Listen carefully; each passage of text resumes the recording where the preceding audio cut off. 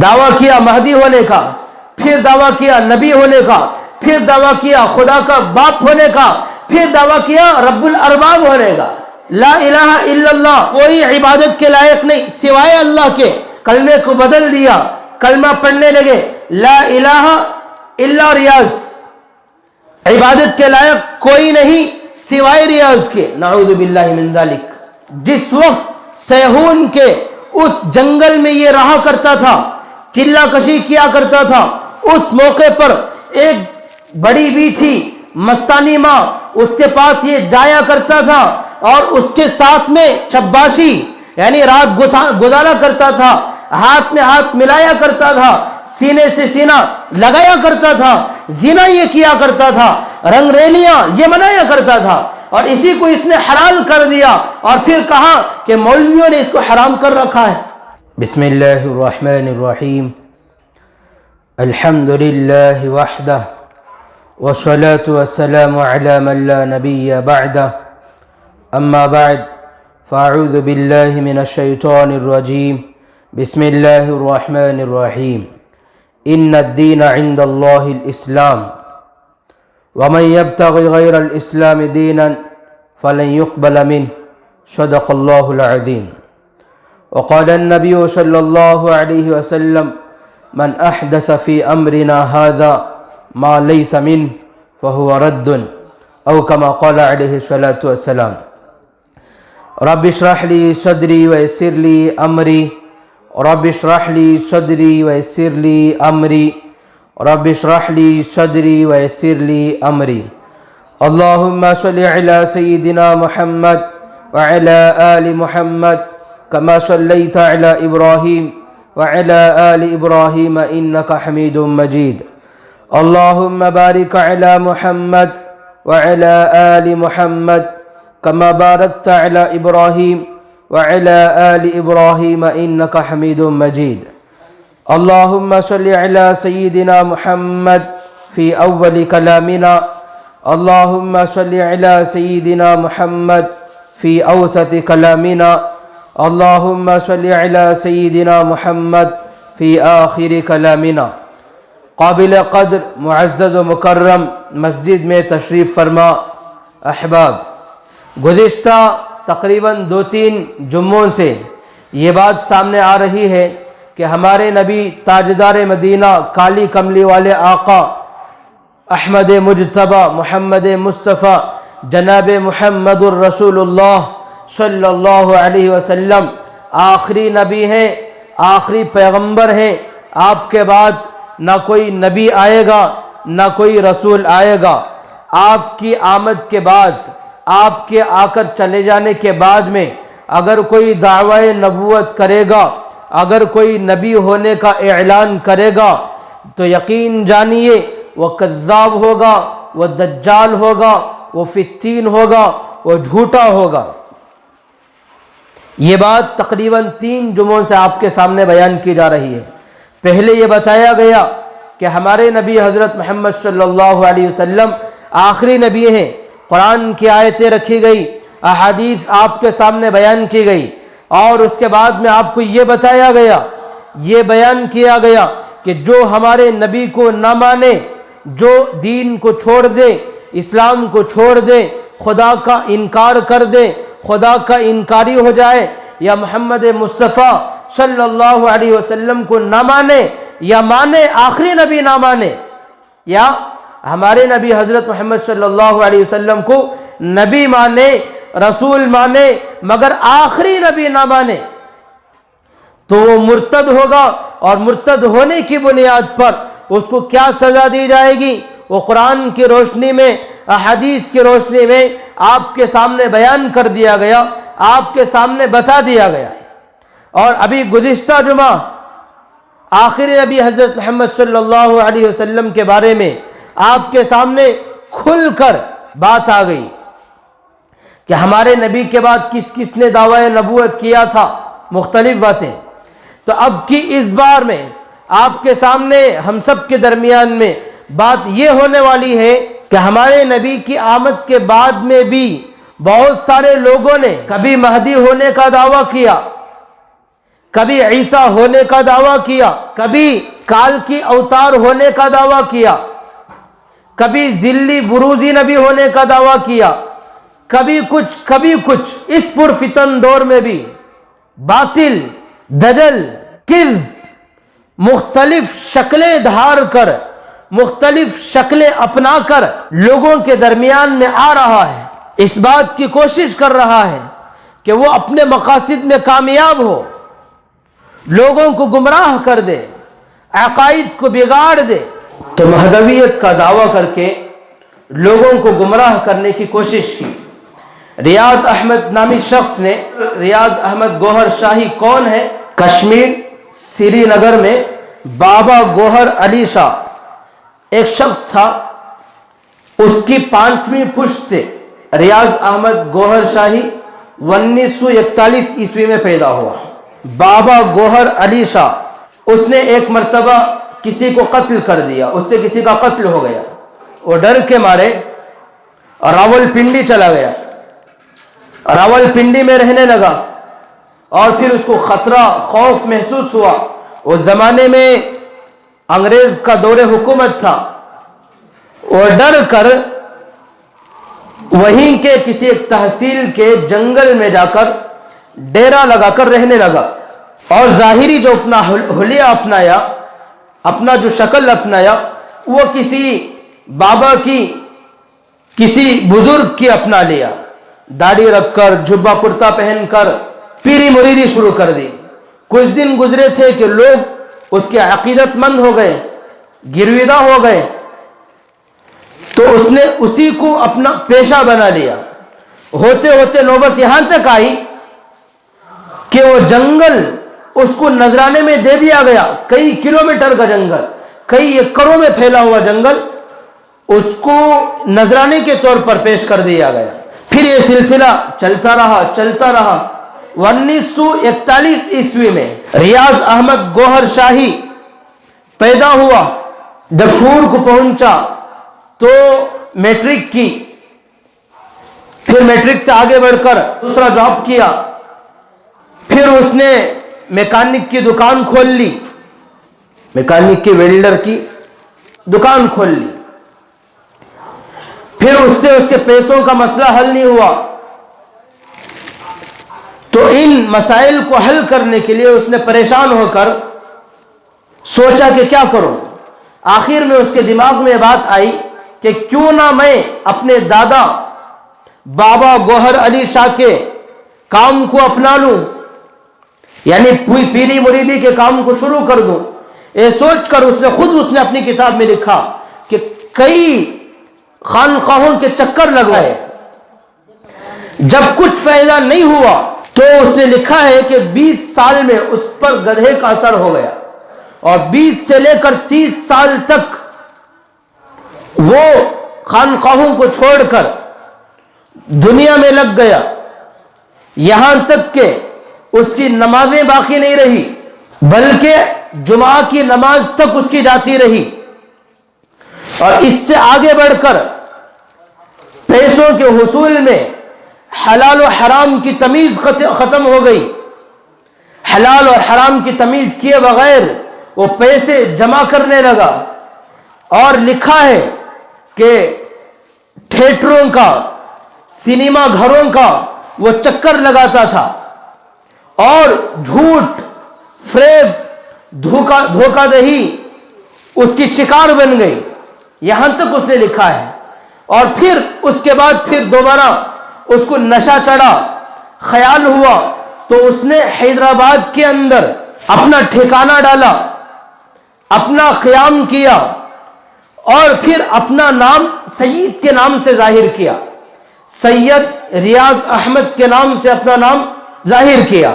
تھا تو مغل خاندان سے تھا، پٹھان تھا، سید نام رکھنے کی وجہ سے مقبولیت ملی، اور 1980 پر 1 میں 41 کی پیدائش ہے، 81 میں انجمن سرفروشان اسلام کے نام سے ایک ادارہ قائم کیا، اور اس کے تحت میں اپنے نظریات، اپنے باطل عقائد کی تشہیر کی، اپنے باطل عقائد کو پھیلانا شروع کیا۔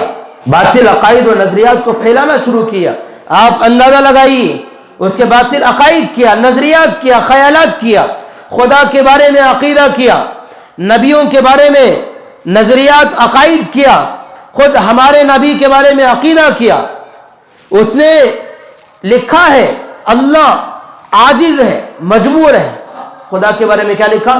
خدا ہماری شہرت سے زیادہ قریب ہونے کے باوجود دیکھ نہیں سکتا, یہ عقیدہ لکھا ہے.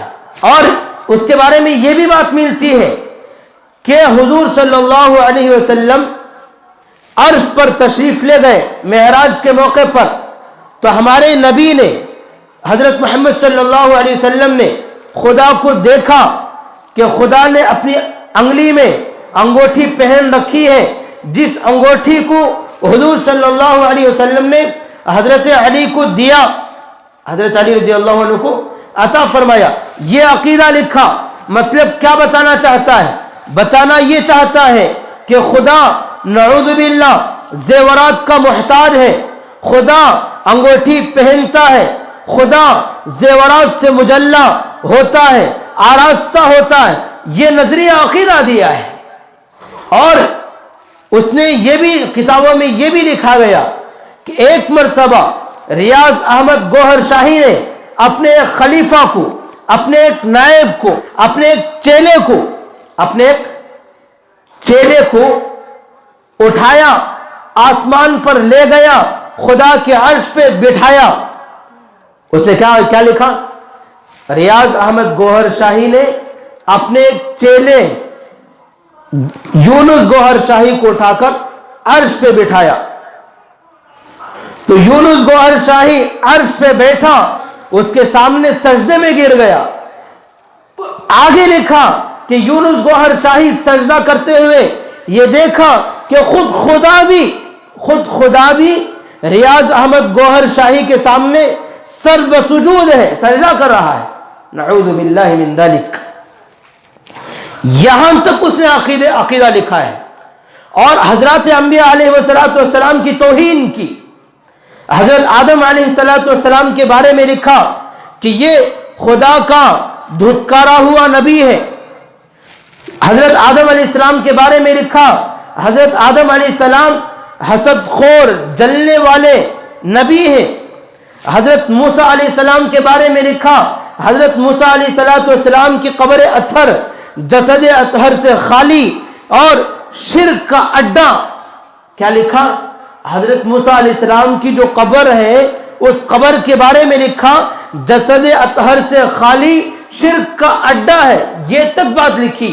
اور پھر آگے یہ بھی بیان کیا, حضرت خضر علیہ السلام کے بارے میں لکھا کہ قاتل نفس ہے, کہ وہ قاتل ہے. اس طرح سے اس نے حضرات انبیاء علیہ السلام کی توہین کی. اور خود اب کا اس کا جو چیلا ہے یونس گوہر شاہی, اس نے اب کے بیانات میں جو یوٹیوب پر موجود ہیں اس نے حضرت آدم علیہ السلام کی توہین کی ہے. یہاں تک لکھا ہے کہ حضرت آدم علیہ السلام خدا کے پھٹکارے ہوئے, دھتکارے ہوئے نبی ہیں. یہ عقائد ہیں, یہ نظریات ہیں. اور ریاض احمد گوہر شاہی نے خود اپنا کلمہ بنایا. کلمے میں ہم کیا پڑھتے ہیں؟ کلمہ لا الہ الا اللہ محمد رسول اللہ. اس نے اپنا کلمہ بنایا لا الہ الا اللہ گوہر شاہی رسول اللہ. نعوذ باللہ من ذلک. اور پھر مزید بنا اس کے چیلے یہ ورد کرتے ہیں, یہ ذکر کرتے ہیں لا الہ الا اللہ. مطلب کیا, معنی کیا؟ لا الہ الا اللہ, کوئی عبادت کے لائق نہیں سوائے اللہ کے. کلمے میں اس نے ملاوٹ کی, کلمے کو بدل دیا, کلمہ پڑھنے لگے لا الہ الا ریاض, عبادت کے لائق کوئی نہیں سوائے ریاض کے. نعوذ باللہ من ذلک. دعویٰ کیا مہدی ہونے کا, پھر دعویٰ کیا نبی ہونے کا, پھر دعویٰ کیا خدا کا باپ ہونے کا, پھر دعویٰ کیا رب الارباب ہونے کا. آگے سنیے, ریاض احمد گوہر شاہی اس نے دعویٰ کیا کال کی اوتار ہونے کا. پہلے دعویٰ کیا میں مہدی ہوں, پھر دعویٰ کیا کہ میں کال کی اوتار ہوں. काल की अवतार उस हस्ती को कहते हैं जो मेहमान बनकर आखिर में आएगी। उस हस्ती को कहते हैं जो मेहमान बनकर आखिर को आएगी। ये हिंदुओं का अकीदा है, ये हमारी जबान में काल की अवतार इस्तेमाल नहीं होता। हिंदुओं का अकीदा ये है कि काल की अवतार वो हस्ती जो खुदा की मेहमान आखिर में तशरीफ लाएगी। इसका माना मुराद ये है कि हमारे नबी हजरत मोहम्मद सल्लल्लाहु अलैहि वसल्लम खुदा के बरगुज़िदा, खुदा के मासूम बंदे पैगंबर बनकर आखिर में तशरीफ लाएंगे, आखिरी नबी होंगे। इसने दावा किया मैं ही काल की अवतार हूं। क्या दावा किया? काल के अवतार होने का दावा कर दिया। फिर आगे इससे बढ़कर दावा क्या किया कि मैं ही रब हूं। इससे बढ़कर दावा किया मैं ही खुदा का बाप, रब का बाप हूं, रब्बुल अरबाब हूं। ये तक दावा कर दिया है। और आगे सुनिए, इसने अपने कलमे की विर्द लगाए, रट लगवाए अपने लोगों से, और ये बात भी कही, इसके जो मानने वाले चेले हैं वो लोगों का नजरिया और अकीदा ये है कि हमारे सरकार रियाज अहमद गौहर शाही के आने के बाद में ला इलाहा इल्लल्लाह पढ़ना मना है। जो ला इलाहा इल्लल्लाह पढ़ेगा वो मुशरिक है। बल्कि कलमा को बदल कर उसने ये कलमा पेश किया, ला इलाहा इल्ला रियाज। यह अकाईद खुदा के बारे में है, नबी के बारे में अकीदा, खुद नबी होने का दावा कर दिया। और हजरत अंबिया अलैहिस्सलाम की शान में गुस्ताखी की, शान में तौहीन की। आगे बढ़िए, कुरान के बारे में कहा कुरान जो दीन का मरकज है, दीन का मावा मलजा है। कुरान के बारे में कहा कुरान जाहिरन 30 पारे हैं, कुरान जाहिरन 30 पारे हैं और 10 पारे मौजूद हैं वो बातिनी तौर पर मौजूद हैं। और हमारे मुजाहदात की वजह से, हमारे रियाजात की वजह से, हमारे चिल्ला कशी की वजह से वो हम पर मुनकशिफ होते हैं, हम पर वाज़े होते हैं, नाजिल होते हैं। ये बात तक उसने कही। और हमारा जो कुरान है 30 पारे वाला कुरान अल्लाह की तरफ से मुनज़्ज़ल मिन अल्लाह, इस कुरान का उसने इनकार किया, इस कुरान का उसने इनकार किया, दीन का इनकार किया, शरीयत का इनकार किया, कुरान और हदीस का इनकार किया। अच्छा, कुरान और हदीस का इनकार करते हुए उसने जाहिरी एतबार से ये नहीं कहा मैं इस्लाम को नहीं मानता, मैं दीन को नहीं मानता, मैं शरीयत को नहीं मानता, मैं हदीस को नहीं मानता, ये नहीं कहा, बल्कि उसने ये कहा कि दीन शरीयत अलग है, तरीक़त अलग है। क्या कहा? शरीयत अलग है, तरीक़त अलग है। दीन के कवानीन तरीक़त पर लागू नहीं होते, तरीक़त के कवानीन शरीयत पर लागू नहीं होते। जैसे अमेरिका के कवानीन हिंदुस्तान पर लागू नहीं होते, हिंदुस्तान के कवानीन अमेरिका पर लागू नहीं होते, तो उसने कहा शरीयत तरीक़त पर लागू नहीं होती और तरीक़त शरीयत पर लागू नहीं होती। उसने ये बात छोड़ी, ये बात कही। और फिर आगे चलिए, आगे हमारे दीन में, हमारी शरीयत में अगर वो वाज़ेह तौर पर दीन शरीयत का इनकार करता तो कौन उसको मानता? कोई नहीं मानता। तो उसने ये शोशे छोड़े। और फिर आई बारी नमाज की, नमाज की बारी आई तो कुरान कहता है नमाज पढ़ो, नमाज छोड़ोगे तो गुनहगार हो जाओगे। तो इसने कहा ना, नमाज ना पढ़ना, नमाज पढ़ोगे तो गुनहगार हो जाओगे। बल्कि कहा नमाज का वक्त आए तो उन लोगों को देखो जो लोग नमाजी हैं, नमाज पढ़ते हैं, उन लोगों को देख लो, यही तुम्हारे लिए काफी है, नमाज पढ़ने की जरूरत नहीं। आई बारी रोजे की तो रोजे के बारे में उसने कहा, क्या कहा? कुरान कहता है 1 घूंट पानी का पियोगे रोजा टूट जाएगा। तो इसने नजरिया छोड़ा, नहीं नहीं, दिन भर खाते रहो, दिन भर पीते रहो, रोजा नहीं टूटेगा, रोजा हो जाएगा, कुरान के खिलाफ। और आगे बढ़िए, रोजा नमाज, ज़कात, हज, इन तमाम चीज़ों का इनकार किया और इसने ये कहा कि रूहानियत सीख लो। रूहानियत ना नमाज में है, ना ज़कात में है, ना रोज़ों में है। दीन इस्लाम की किसी चीज़ में रूहानियत नहीं है।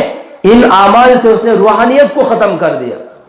रूहानियत के ख़त्म होने का अकीदा पेश किया, नज़रिया पेश किया। और फिर दीन इस्लाम के बारे में हमारा नज़रिया और अकीदा ये है, अगर कोई आदमी कामयाब होना चाहता है, अगर कोई आदमी कामरान होना चाहता है, अगर कोई जहन्नम से बचकर जन्नत में दाखिल होना चाहता है, तो सिर्फ एक रास्ता, वो क्या? दीन इस्लाम का रास्ता। दीन इस्लाम को थाम लो, हमेशा की नजात मिलेगी, हमेशा की कामयाबी मिलेगी। तो इसने नजरिया छोड़ा, इसने अपना एक ख्याल छोड़ा, अपना अकीदा छोड़ा। क्या? कि तुम जिस मजहब के भी रहो, चाहे तुम हिंदू रहो, चाहे तुम सिख रहो, चाहे तुम ईसाई रहो, चाहे तुम यहूदी रहो, मजूसी रहो, जिस मजहब में चाहे रहो, मगर तुम रूहानियत को सीख लो। अगर तुम रूहानियत को सीख लोगे तो जहन्नम में नहीं जा सकते, जहन्नम में दाखिल नहीं हो सकते, तुम कामयाब हो जाओगे। इसमें यह अकीदा और यह नजरिया छोड़ा और इस्लाम के बारे में यह नजरिया गोया के जाहिर किया कि दीन इस्लाम ही नजात दहिंदा नहीं है, बल्कि दीन इस्लाम को छोड़कर जो मजहब चाहे इख्तियार करो, मगर रूहानियत को हासिल कर लो तो तुम कामयाब हो जाओगे। ये अकीदा और नजरिया छोड़ा है। इस तरह के अकायद और नजरियात को छोड़कर लोगों को, उम्मत को गुमराह करने की कोशिश की है। जैसे गुज़िश्ता जुमा भी मैंने कहा था, नशा और चीज़ों के ताल्लुक से, नशा हमारे दीन में, हमारे इस्लाम में हराम है। उसने नशे के बारे में कहा कि नशा जायज़ है, भंग जायज़ है, चर्स हलाल है।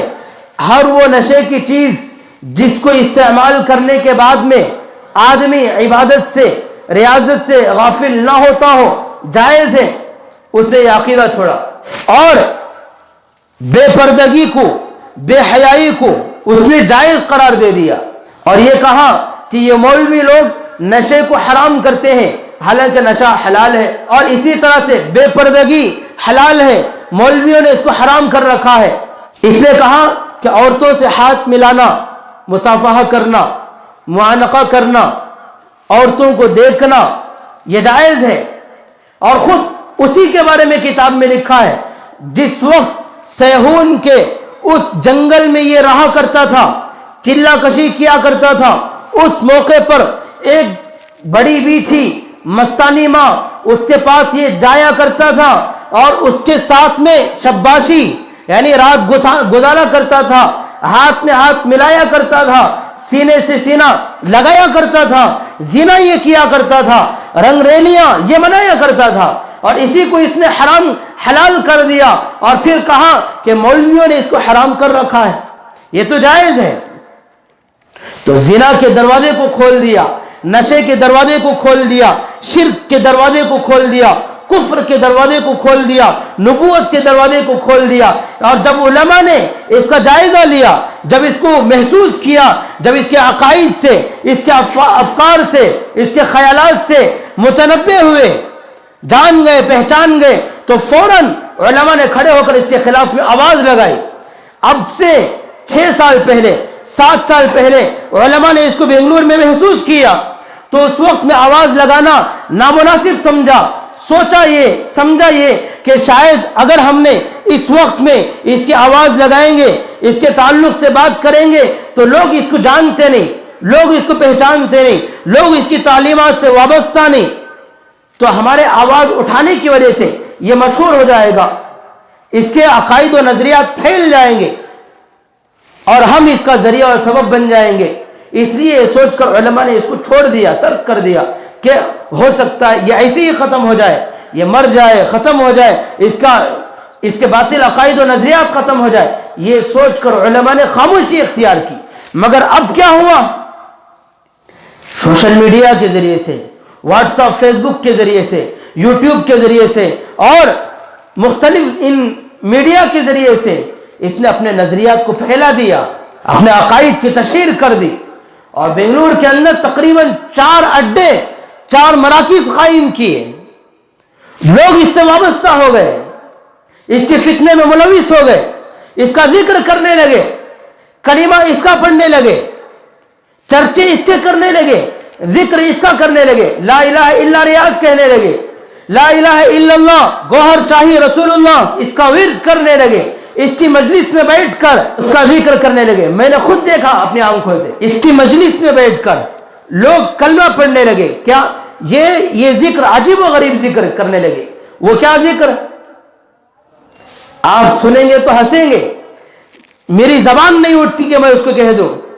लोग पता नहीं कैसा कहते हैं, तो लोग कहने लगे कुत्ते हैं हम, कुत्ते हैं, रियाज अहमद के कुत्ते हैं, ये जिक्र हो रहा है। कुत्ते हैं हम, कुत्ते हैं, गौहर शाही के कुत्ते हैं। ये दीन है, ये शरीयत है। तो ये सब चीजें होने लगी। उलमा ने भांप लिया तो फिर खड़े हुए, उसके खिलाफ आवाज उठाई, अकायद को बयान किया, नजरियात को बयान किया। 5 रोजा ऑनलाइन वर्कशॉप रखी और तकरीबन 500 उलमा ने उसमें शिरकत की, अवाम ने शिरकत की और नौजवानों ने शिरकत की, और दाउलूम के अकाबिर ने बयानात दिए, और फिर मुस्लिम पर्सनल बोर्ड के अकाबिर ने आवाज उठाई, बयानात दिए, और फिर मुस्तकिल मेहनत चल पड़ी।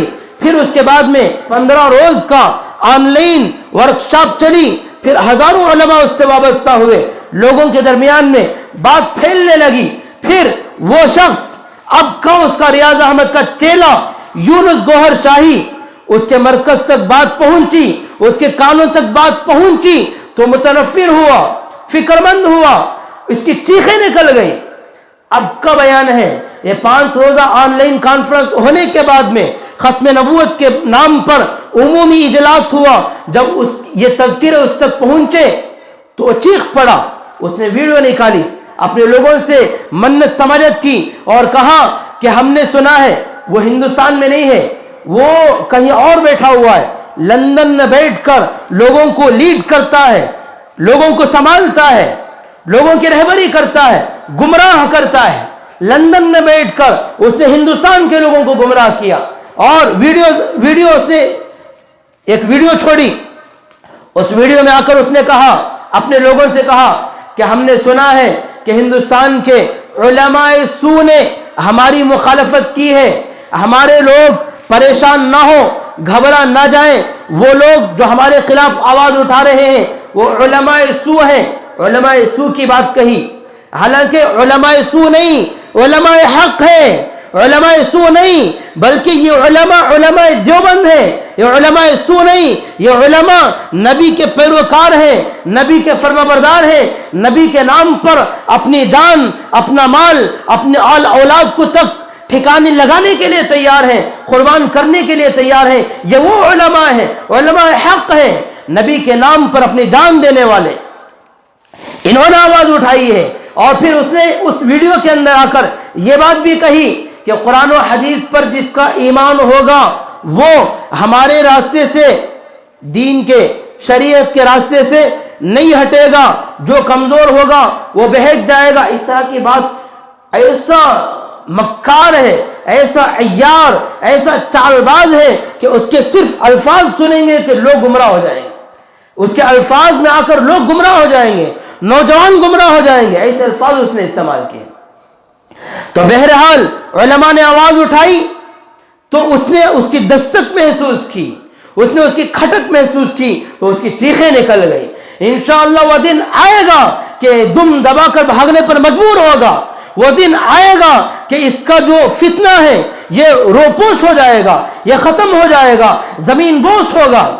अल्लाह करे कि वो दिन आए। और वो कब आएगा? वो उस वक्त में आएगा जब उलमा मुतफक्किर होंगे, उलमा मुतहर्रिक होंगे और फिर उसके खिलाफ में खड़े होंगे, आवाज उठाएंगे, बयानात देंगे। फिर हमारे नौजवान, हमारे मुसलमान ये भी मुतफक्किर हों, ये भी मुतफक्किर हों और खड़े होकर उसके खिलाफ में आवाज उठाएं। उसके चैनल पर ना जाएं, उसका चैनल और राय के नाम से है, उसके चैनल पर ना जाएं, उसके बयानात की सुनने से बचें। अगर खुदा ना खास्ता भूले से चले भी गए तो रिपोर्ट करें, रिपोर्ट दर्ज करें, उसके खिलाफ में एक्शन लें, उसके बयानात को डिलीट करें। यह हमारी जिम्मेदारी है, پھر ہم اپنے عقائد کی حفاظت کیسے کر سکتے ہیں؟ پہلی بات تو اس کے چینل پر نہیں جانا ہے. دوسری بات کہ ہم عقائد، نظریات، دین، شریعت اپنے علماء سے وابستہ ہو کر سیکھیں، خود بھی وابستہ ہوں، اپنی مستورات کو مدارس میں داخل کریں، اپنے بچوں کو مکاتب میں داخل کریں، اپنے نوجوان لڑکوں کو، اپنے نوجوانوں کو، اپنے نونہالوں کو، اپنے جگر گوشوں کو علماء سے وابستہ کرائیں، دینی مجالس سے جوڑیں، دینی محفل سے جوڑیں، تاکہ ان کے اندر توحید زندہ ہو، تاکہ ان کے اندر عقیدہ رسالت زندہ ہو، تاکہ ان کے اندر حضرت مہدی علیہ السلام کے بارے میں جو شرعی رہنمائی موجود ہے وہ ان کے علماء کے ذریعے سے وہ سیکھ پائے. تو اس کے لیے یہ باطل فتنوں سے بچنے کے لیے پہلا کام کرنا کیا ہے؟ کرنا یہ ہے کہ اس کے غلط بیانات کے سننے سے بچنا ہے. یعنی الرائے ٹی وی کے ذریعے سے اس نے اپنے نظریات کو عام کرنے کی کوشش کی، اس سے بچنا ہے. اور دوسرا، دین اور شریعت، قرآن و حدیث، عقائد، نظریات، یہ افکار، یہ ساری چیزیں ہم علماء سے سیکھیں. اپنے بچوں کو مکاتب میں داخل کریں، اپنی عورتوں کو مدرسوں کو بھیجیں، اجتماع یہاں پر ہوتا ہے اس اجتماع کے اندر بھیجیں تاکہ صحیح عقائد کا پتہ چلے، باطل سے بچ سکیں. اس لیے اور خود اپنے آپ کو بھی علماء سے مربوط رکھیں، علماء سے عقائد کو درست کرنے کی فکر کریں، تبھی جا کر ہم فتنوں سے بچ سکتے ہیں. کریں گے سب کوشش. اللہ سے دعا ہے کہ اللہ تعالی ہم سب کو ان باطل خیالات سے، باطل نظریات سے ہم سب کی حفاظت فرمائے، دین پر، شریعت پر، قرآن پر، حدیث پر وابستہ ہونے کی توفیق عطا فرمائے. وآخر دعوانا ان الحمد للہ رب العالمین.